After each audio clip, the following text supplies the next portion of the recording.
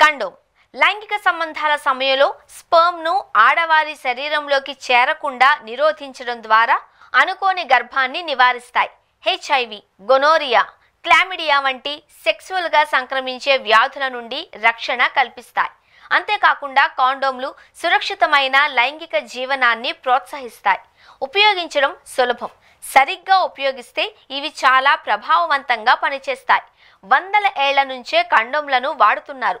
జంతు పొరలు, సన్నని గుడ్డలు లేదా కాగితంతో తయారు చేసిన కవచాలను గర్భ నిరోధకంగా ఉపయోగించారు. ఇవి ఎక్కువగా గర్భ నివారణ కోసం, కొన్నిసార్లు వ్యాధుల నివారణ కోసం కూడా ఉపయోగించారు. అయితే ఇప్పుడు 200 ఏళ్ల నాటి కాండోమ్ గురించిన వార్తలు హాట్ టాపిక్గా నడుస్తున్నాయి. ఈ కాండోమ్ నెదర్లాండ్స్లోని రైక్స్ మ్యూజియంలో ప్రదర్శనకు ఉంచబడింది. శృంగార బొమ్మలు, చరిత్ర అందరినీ ఆకర్షిస్తోంది. అయితే ఇది గొర్రె పేగు నుంచి తయారు చేసినట్లు భావిస్తున్నారు. ఈ కాండోమ్ను సుమారు 1830వ సంవత్సరంలో గొర్రె అపెండిక్స్ లేదా ప్రేగు నుంచి తయారు చేసినట్లు భావిస్తున్నారు. వల్కనైజ్డ్ రబ్బర్ కనిపెట్టబడక ముందు జంతు పేగులతో తయారు చేసిన కాండోమ్లు ఆ సమయంలో సాధారణంగా ఉపయోగించబడేవి. ఈ కాండోమ్ రైక్స్ మ్యూజియంలో సేఫ్ సెక్స్ అనే ఎగ్జిబిషన్లో భాగంగా జూన్లో ప్రదర్శనకు ఉంచారు. ఇది గాజు కేసులో ఉంచబడి 19వ శతాబ్దంలో సెక్స్, ఆరోగ్యం, వ్యభిచారం గురించి అవగాహన కల్పించే కార్యక్రమంలో భాగంగా ప్రదర్శనకు ఉంచారు. ఈ కాండోమ్ 20 సెంటీమీటర్ల పొడవు ఉంది.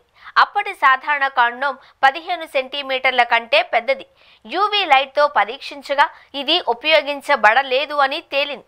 ఈ కాండోమ్ను హార్లంలో జరిగిన ఒక వేలంలో $1000 అంటే సుమారు 90,000కు కొనుగోలు చేశారు.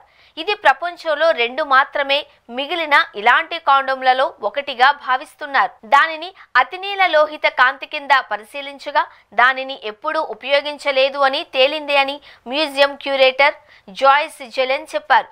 ప్రింటెడ్ కాండోమ్ ఉన్న ఏకైక ఆర్ట్ మ్యూజియం మా వద్ద ఉంది అని చెప్పుకోవడానికి మేం గర్విస్తున్నాం. దీనిని ఇతర మ్యూజియంలకు అప్పుగా ఇవ్వడానికి సిద్ధంగా ఉన్నాం. అయితే ఈ కాండోమ్ చాలా పెళుసుగా ఉంటుంది. ఇది నవంబర్ చివరి వరకు మాత్రమే ప్రదర్శనలో ఉంటుంది అని జెలెన్ అన్నారు. ఈ కాండోమ్ గురించి మరో ప్రత్యేకత ఏంటి అంటే దానిపై ఒక చిత్రం ముద్రించి ఉంది. ఇందులో ముగ్గురు అర్ధనగ్నంగా నిలబడి ఉన్నారు. ఈ కాండోమ్పై చిత్రం గ్రీకు పురాణం నుండి ప్రేరణ పొందింది అంటున్నారు. ఇందులో ట్రోజన్ రాజకుమారుడు ముగ్గురు అందమైన అమ్మాయిలలో ఒకరిని ఎంచుకుంటాడు అని చెబుతున్నారు. 19వ శతాబ్దంలో కాండోమ్లను చాలా చెడ్డవిగా భావించేవారు. అందుకే కొందరు వీటిని రహస్యంగా ఉపయోగించారు. అప్పట్లో కొన్ని నగరాలలో వ్యభిచారం జోరుగా సాగేది అని, ఇలాంటి పరిస్థితుల్లో ఈ కాండోమ్ను కస్టమర్లు వినియోగించేవారు అని అభిప్రాయపడ్డారు. ఈ కళాఖండాన్ని ప్రదర్శనలో ఉంచినప్పటి నుంచి చిన్న పెద్ద తేడా లేకుండా మ్యూజియానికి క్యూ కడుతున్నారు అని అధికారులు తెలిపారు. 2025 నవంబర్ చివరి వారం వరకు ఈ కాండోమ్ ప్రదర్శనలో ఉంటుంది అన్నారు.